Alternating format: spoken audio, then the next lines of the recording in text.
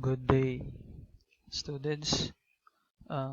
Here I'm going to discuss about the module 2. So it is entitled Techniques Used in Biotechnology.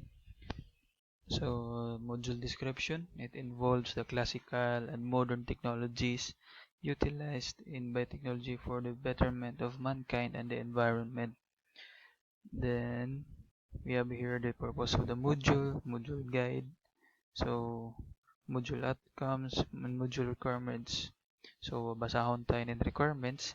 At the end of this module, the student should submit answers to the assessment or tasks provided in this module. The students will come up a case study or laboratory experiment on how to make wine. So, inila naton mabuhaton kay dili naton kaya iton mga super ka-sophisticated na mga equipments and waray kita iton. And should provide represent an activity written report on the procedures that they perform sa ninyo ginihimo. Kailangan mo ma-present in the written report. So we have here the module pre-test. So I will not answer this because we're going to give answers to these questions. Well, anyway, hindi yung mga equations para ni formulas about crossbreeding. So it's just a review sa niyo previous subject or course about genetics and breeding. So, mga breeding ini ka muna mag-answer. Then, ini sa letter B, based on your current knowledge about biological sciences, is it possible to combine the threads of a glowing firefly onto the eggplant to make it glow in the night time? So, probably most of you will answer no kasi animal itong firefly tapos halaman naman ang eggplant bagad imposible yata. But sa susunod na mga lessons, ito na question is maiisip nyo na possibly siya. So, before ko ito i-answer, let's just continue the topics below. Your mga kasunod na topics. So, sa letter C, is it possible to mass produce a plant without pollination? Union of two gametes, male and female, or using a seed or seedlings. So, kaya ba natin magparami? Or kaya ba na magpadamo yung mga tanom na bisan waray pag-pollinate or pag-combine sa male tsaka female mga gametes, bisan waray gamit seedlings? Siguro, hay ba iyo? Masaring na kasi kailangan ito male tsaka female. Iba sa bukad kailangan mag-combine. But actually, it is possible talaga to produce plant without pollination or union of two gametes. So, mali-discuss din yan about tissue culture. So, we have here the key terms. Kayo na ito magbasa. Then, we have here the learning plan. Lesson 2 na ngayon kasi lesson 1 yung sa module 1. So, sa lesson 2, mayroon tayong classical tsaka modern biotechnology. Now, let's get started na lang. So, here, if you are tasked to perform, kung pahimuon ka mo, pag-increase or pagpadamo sa pagkaon, paano man niyo bubuhaton iton letter A into B. So, ano man niyo paano daw ini bagan man ni banwa tapos magiging corn na makakaon na. So let's find out. Did you know that the corn we enjoy to eat and cook nowadays are not what it looks like during ancient times? So image C. So ito yun. So sugad ini ang corn naton kakaon yan na hanhad to na mga panahon.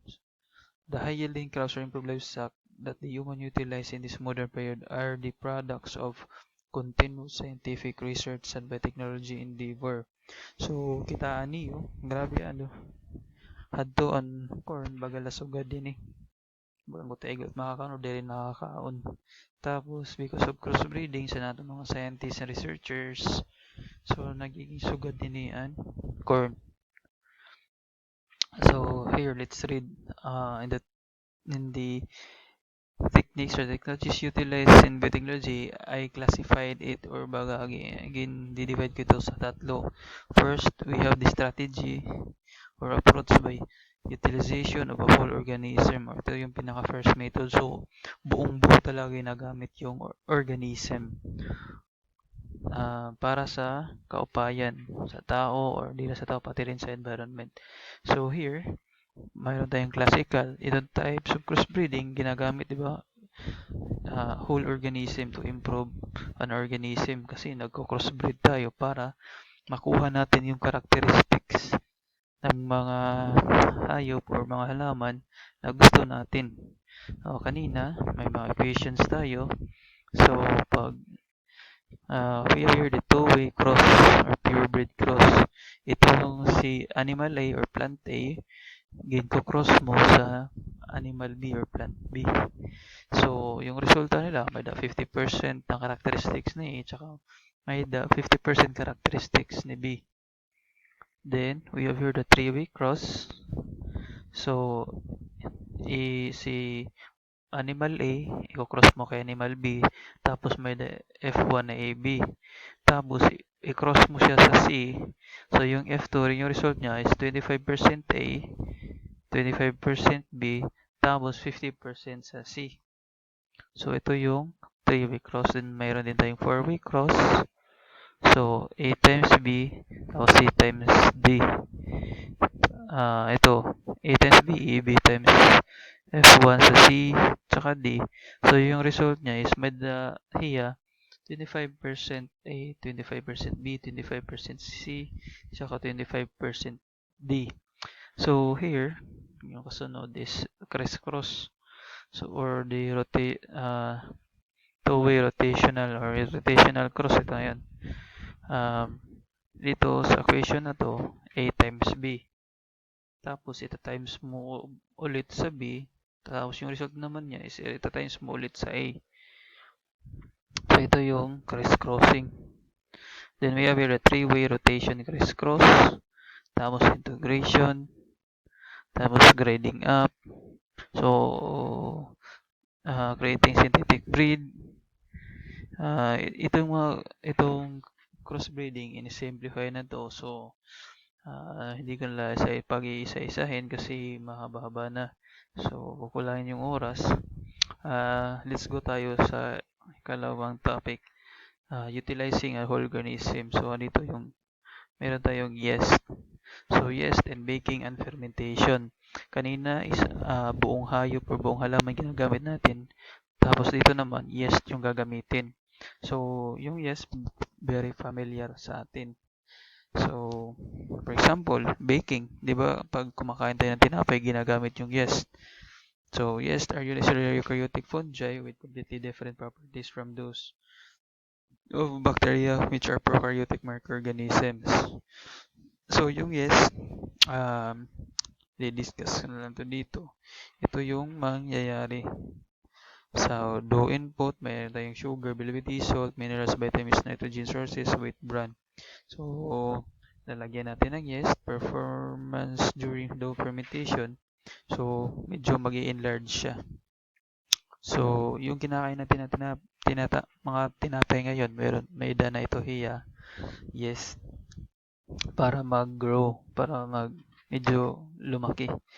So, hindi lang sa pagluluto ng tinapay, gagamit ang yeast, gagamit ito hiya para sa paggawa ng wine or alcohol. So, ito yung reaction. Dito. So, mayroon tayong grapes. Mayroon tayong tinatawag na glucose. Ito yung glucose ng grapes or sugar. May mga sugar na din to.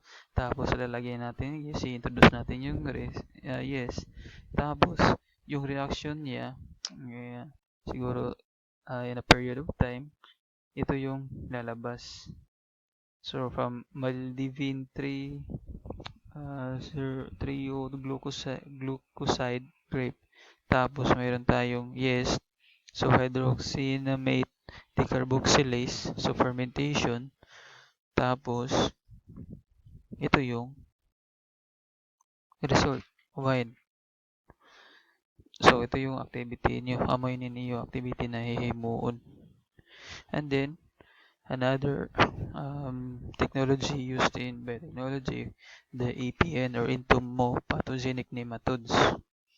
So didi naman nagamit inihin nematodes. So these EPNs are used to control agricultural important insect pests of the different orders.